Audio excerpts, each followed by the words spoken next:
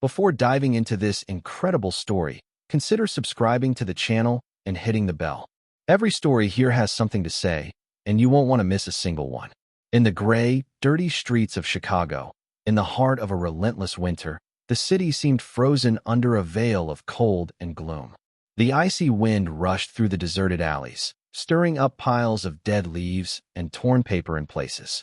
The snow that had fallen the day before had left a grayish blanket, mixed with urban filth, which crunched under the hesitant steps of the few passers-by. Among them walked Maggie Thompson, a frail figure wrapped in a worn coat, her hair matted and her hands red with cold. For years, Maggie had lived in this cruel invisibility, between damp cardboard boxes and icy sidewalks, a tramp among many others. But Maggie was not resigned. Every day, she went hunting for waste, not to wallow in misery, but to survive, to hope. Resourcefulness had become her best friend. She knew the opening hours of the trash bins, the corners where restaurants still threw away half-eaten food, the stores that sometimes left a few salvageable items lying around. She had a knack for finding in the trash what others thought was lost forever, an old book, a forgotten jewelry box, sometimes even a loose coin. Yet her life remained solitary. Eyes avoided her, sweet words were rare, and at night, she took refuge under a bridge or in a makeshift shelter, sheltered from view and the biting wind. Despite everything, Maggie refused to let despair engulf her. Deep inside, a small flame of hope continued to burn, fragile but stubborn. She sometimes dreamed of a future where she could settle down, find a warm bed, an honest job, and above all, dignity. That morning, the city was shrouded in a thick fog that muffled sounds and colors, making everything blurry, almost unreal. Maggie walked slowly, her holey boots sloshing in the frozen puddles. Before her, a huge polished glass building loomed, gleaming in the pale dawn light. It was one of Chicago's most exclusive business districts, where the rich and powerful worked, those who were unaware of the homeless. Not far from the building, a huge dumpster was overflowing with black plastic bags, giving off a pungent odor mixed with that of spilled coffee. Maggie, true to form, approached without hesitation. She plunged her hands into it, despite the biting cold that numbed her fingers, carefully rummaging through the discarded items. Then, suddenly, her fingers struck something hard, but also strangely warm. Her heart skipped a beat. She gently removed what she had grasped, and discovered a man lying motionless, almost wrapped in a torn plastic bag. His clothes were luxurious but wrinkled, covered in mud and dark stains. His face was pale, drawn, and his matted brown hair looked as if he had been through a storm. A mixture of anxiety and maternal instinct washed over Maggie. Without thinking, she leaned toward him, placing a tentative hand on his shoulder. "Hey, sir, can you hear me?" she whispered, her voice trembling. No response. A shiver ran through her, but her determination won out. She pulled her old, broken phone from her pocket, her fingers trembling with cold, and pressed the buttons to dial 911. "Hello? There's a man. I think he's injured or sick near the dumpster on Fifth Avenue, right next to the glass building. Yes, he's unconscious. I found him there." Maggie's voice cracked with emotion. She stayed by the man's side, watching over him, until sirens sounded in the distance, bringing with them a glimmer of hope. A few minutes later, the paramedics arrived, their faces serious. Maggie quickly told them what she had seen. They took care of the man, gently lifting him onto a stretcher. "You did well to call us, madam," a paramedic told her, patting her on the shoulder. Maggie nodded, her eyes misty.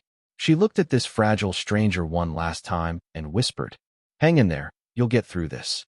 As the ambulance pulled away, Maggie felt, deep down, that this encounter was going to change her life, but she didn't yet know how much. A few hours later, in an impersonal hospital room, St. Mary's Jonathan Blake slowly opened his eyes. The white fluorescent light burned into his retinas, and the distant hum of the machines seemed almost unreal.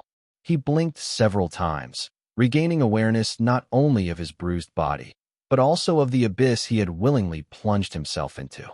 Jonathan was 38 years old. Outside that room, he remained a powerful man, a billionaire, a visionary CEO of Blake Technologies, one of America's largest technology companies, adored, envied, feared. But here, Lying in this hospital bed, he was nothing, just a fragile, lost man. The past few months had been hell, a financial scandal waiting to explode, threatening to destroy his empire and his reputation. His once seemingly perfect marriage was crumbling under the insatiable glare of the media. The pressure had become too much. The shadow of defeat had fallen over him, suffocating. In an act of despair and self-searching, Jonathan had decided to give it all up.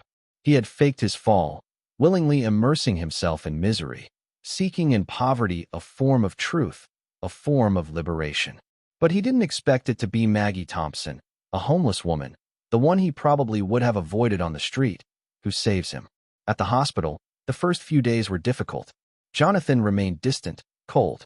He felt humiliated to be at the mercy of strangers, and even more so, of a woman like Maggie, who came to see him regularly. For him, she represented everything he had fled: poverty, oblivion, the shadows. One day, as Maggie quietly entered the room, bringing hot coffee and a reassuring smile, Jonathan looked at her with a sharp coldness. "Why did you bother with me?" he asked, his voice low, almost cynical. "You homeless people are nothing to me. I don't understand why you would waste your time on someone like me." Maggie's gaze didn't waver. She placed the cup on the table, sat on the edge of the bed, and answered, with a firm gentleness that unsettled Jonathan. "I see a lost man, not a millionaire. No matter what you have, or what you are supposed to be in the eyes of the world, you are a human being, like me." She paused, searching for the right words. "Wealth and power are just masks. Beneath these masks lie pain, doubts, and fears. I never abandon a human being, no matter how good they look." Jonathan felt a lump rise in his throat. For the first time in a long time, someone was looking at him without judgment, without fear or desire to exploit him, just with humanity. Little by little, a fragile but deeply real bond began to form between Jonathan and Maggie.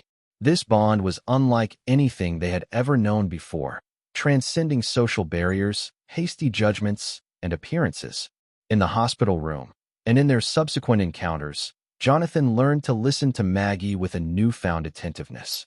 He discovered a woman whose life had been a daily struggle against indifference and suffering, a woman whose simple but powerful words opened a window onto a world he had previously ignored, that of the invisible. Maggie, for her part, found in this broken man a reflection of herself, not in wealth or power, but in vulnerability, fear, and a deep desire for rebirth. She felt that he carried within him a pain comparable to her own, despite the walls of money that surrounded him. Her hope, long buried beneath the rubble of the street, began to glow again in the light of this encounter. Over time, Jonathan made a decision that would change the course of his life. Rather than shy away from his responsibilities, he chose to face them with a new outlook. He used his wealth and influence to create a foundation dedicated to the city's homeless and marginalized. This project, which he named Hope Rising, was not to be a simple philanthropic gesture, but a true social revolution. Maggie was naturally called to his side, not only as an advisor, but also as a spokesperson. Her voice, forged in adversity, carried the raw truth of the streets, infusing the project with an authenticity that Jonathan alone could never have embodied. Together, they developed concrete programs, providing a decent roof over one's head, stable employment, and appropriate training so that people in difficulty can find their place in society again. The company Blake Technologies fully committed to this approach. Funds were allocated, partnerships were established with local associations, and training centers were opened.